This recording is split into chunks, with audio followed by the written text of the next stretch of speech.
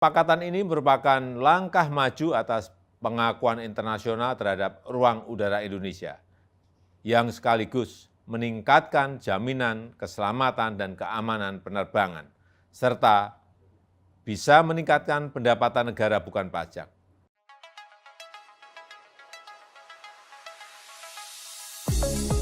Pesawat yang terbang di area yang dilakukan realignment kini mendapatkan pelayanan navigasi oleh Airnav Indonesia. Contohnya, sebelum realignment, bahkan untuk penerbangan domestik seperti Halim ke Matak, harus kontak operator navigasi penerbangan Singapura ketika memasuki Kepulauan Riau. Pada penerbangan internasional, misalnya dari Hong Kong tujuan Jakarta, saat melintas wilayah Indonesia di perairan Natuna, harus kontak operator navigasi penerbangan Singapura. Kemudian baru Airnav Indonesia yang melayani Jakarta Vir.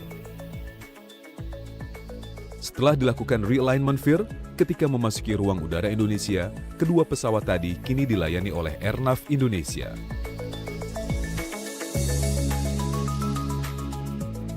Pesawat yang terbang di Jakarta Vir dilayani dengan teknologi satelit dan komunikasi digital.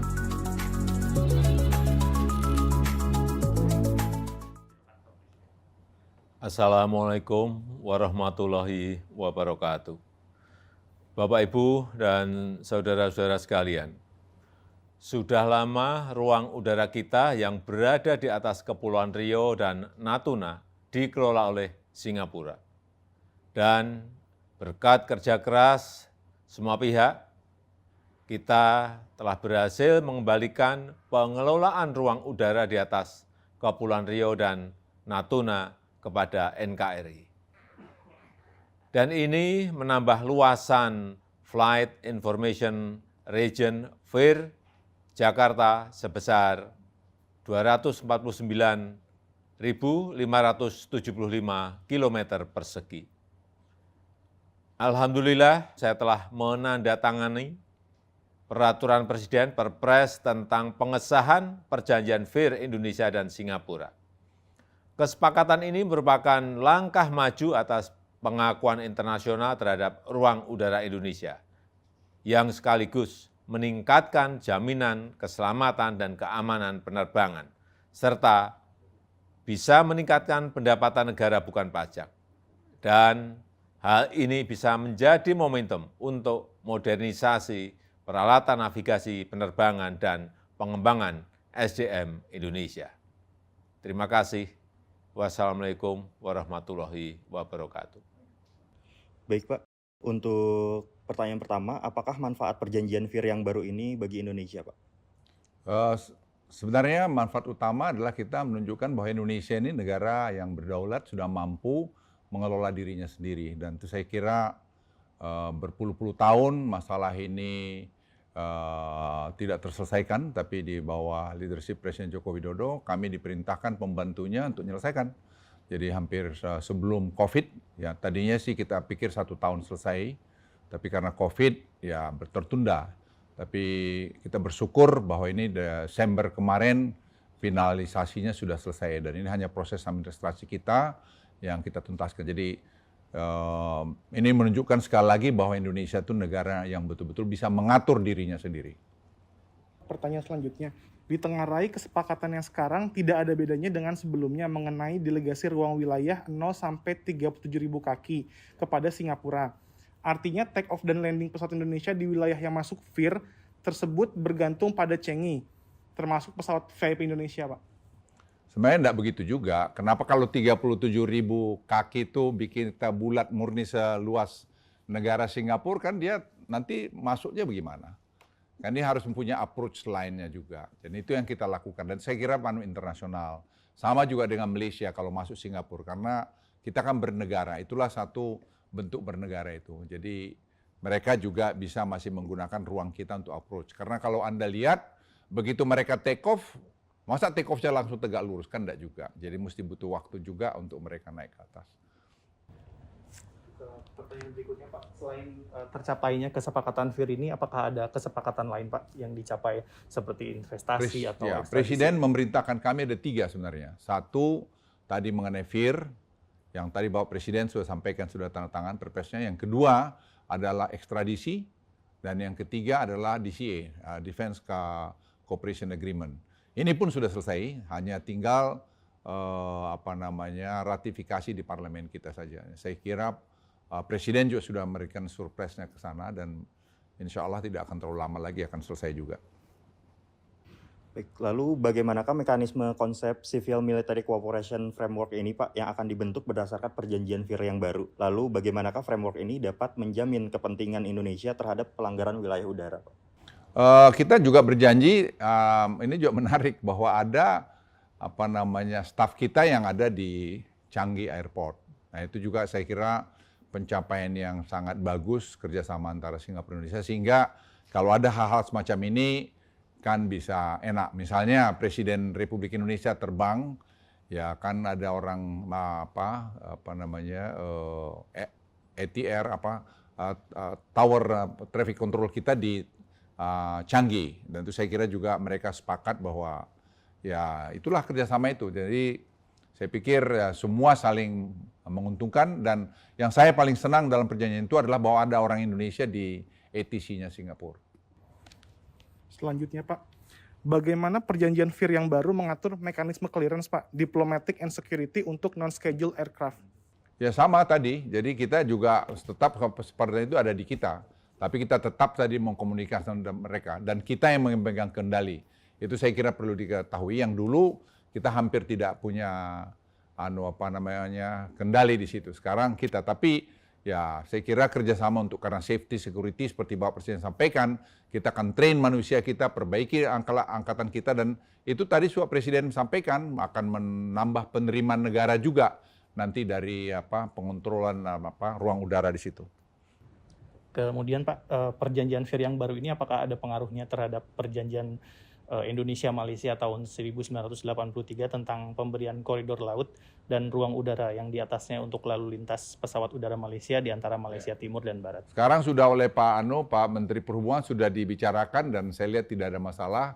Ya tadi nuansa ASEAN, ya nuansa Indonesia-Malaysia, ya saya lihat tidak ada masalah. Jadi nanti mungkin Pak Menteri Perhubungan bisa nambahkan mengenai itu. Saya tambahkan, proses ini adalah proses yang panjang dan dengan leadership dari Pak Presiden Jokowi, Singapura dan Malaysia itu memberikan ruang pada kita untuk diskusi. Dan diskusi kita lakukan lebih dari 60 kali dan diskusi itu bicara mengenai teknis. Dalam hal Malaysia, memang ada perjanjian antara Indonesia dan Malaysia, kita memberikan koridor. Sebagai satu sahabat, tentu kita memberikan ruang antara negara Malaysia dengan suatu ruang. Dan kesepakatan ini juga kita lakukan two-parted, Indonesia-Malaysia, Indonesia-Singapura, dan kita juga lakukan tripartite sehingga semua kesepakatan ini didasarkan pada suatu kesepakatan. Setelah Pak Presiden menandatangani PP, maka ini akan berlaku dan ini memang dinanti oleh semua pihak dan kesempatan kita untuk mengelola wilayah di wilayah sendiri ini akan terjadi. Lalu bagaimanakah perjanjian VIR ini Pak untuk mengatur atau membuka arah peraturan penentuan formulasi navigation charge? Dan siapa yang akan menjadi charging authorities-nya untuk bagian VIR Singapura yang merupakan wilayah udara di Indonesia Pak? Jadi kita memang akan melakukan koordinasi ini. Tadi apa yang disampaikan oleh Pak Luhut, maka safety menjadi suatu kepentingan yang utama. Tetapi juga seperti Pak Presiden sampaikan, kita mendapatkan charging untuk navigasi. Dan oleh karenanya nanti Airnav akan berkoordinasi dengan ETC atau traffic control yang ada di Singapura dan kita mendapatkan kemanfaatan itu. Ya, selanjutnya Pak, dalam pasal 28 Konvensi Chicago 1944 diatur bahwa negara yang apabila merasa dirinya sudah mampu bisa menyediakan layanan navigasi udara di atas wilayahnya. Kemudian Aneks 11 juga memberikan ketentuan bahwa apabila tidak mampu maka dapat didelegasikan. Lalu pertanyaannya adalah sebelum dibuatnya perjanjian VIR ini Pak, apakah sudah dilaksanakan penilaian diri atau self-assessment kemampuan teknis dan SDM Indonesia, apakah sudah dilakukan, kemudian apakah hasilnya nanti akan dipublish begitu. Kemudian faktor apa saja Pak yang dari self-assessment tersebut yang membuat Indonesia perlu lanjutkan atau perlu pendelegasian bahkan sampai 25 tahun ke depan Pak? Ya sebenarnya itu detail sekali. Saya kira Kemhub sudah melakukan itu dan kita tidak lihat ada masalah. Hanya selama ini, maaf kalau saya bilang pemerintah Indonesia itu kurang agresif. Kita bangsa besar kok, masa kita nggak bisa? Itu teknis sekali. Dan orang-orang kita saya lihat di Dirjen Perhubungan Udara itu sudah sangat qualified. Jadi ini it's a matter of waktu dan itu ada transisi juga akan berjalan dan tadi Presiden sudah memerintahkan kita akan perbaharui alat-alat tercanggih kita sehingga kita pun tidak akan ada masalah situ. Jadi saya berharap bahwa ini dalam waktu tidak terlalu lama sudah bisa selesai. Saya tambahkan sedikit bahwa navigasi Indonesia adalah navigasi yang sama baiknya dengan yang ada di luar ya. Nah ini terbukti bahwa bukan di daerah situ saja kita mengontrol daerah Jakarta, Vir Makassar dan itu bisa berjalan dengan baik. Jadi bahwa itu terjadi suatu pelimpahan dengan serta-merta kita bisa melaksanakan itu dan kita sudah mampu dan IQ juga memberikan suatu apresiasi pada kita satu negara besar yang mengelola jumlah pesawat yang besar dan mampu dengan baik. Apakah dengan pertentangan komitmen perjanjian VIR tersebut dengan pasal 458 Undang-Undang Penerbangan akan direvisi, Pak? Ya, saya pikir nanti kita lihat Pak Menteri Perhubungan mungkin lihat lagi apa mungkin yang perlu kita sesuaikan di sana. Tapi yang jelas sejak ini ada di kita, kita sekarang sudah memainkan peran kita sebagai negara yang berdaulat untuk mengelola daerah kita sendiri. Tapi tidak boleh lupa bahwa kita ini bertetangga. Jadi harus juga membangun kerjasama itu. Satu. Yang kedua, memang betul perjanjian kita bikin 25 tahun. Mereka tadinya ada permintaan lebih lama, tapi saya pikir 25 tahun nanti kita evaluasi tiap 5 tahun kalau ada yang perlu di sana sini. Perbaikan penyesuaian untuk kepentingan kedua belah pihak. Terakhir Pak, mungkin untuk menjelaskan kepada publik, kenapa aturan ini hanya berbentuk perpres Pak?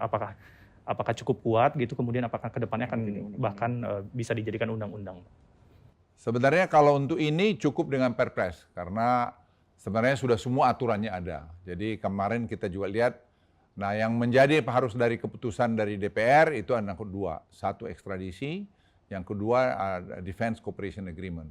Dan ini pun saya kira sudah sampai di parlemen dan kita juga sudah berbicara dengan DPR mengenai ini, insya Allah saya kira juga tidak ada masalah.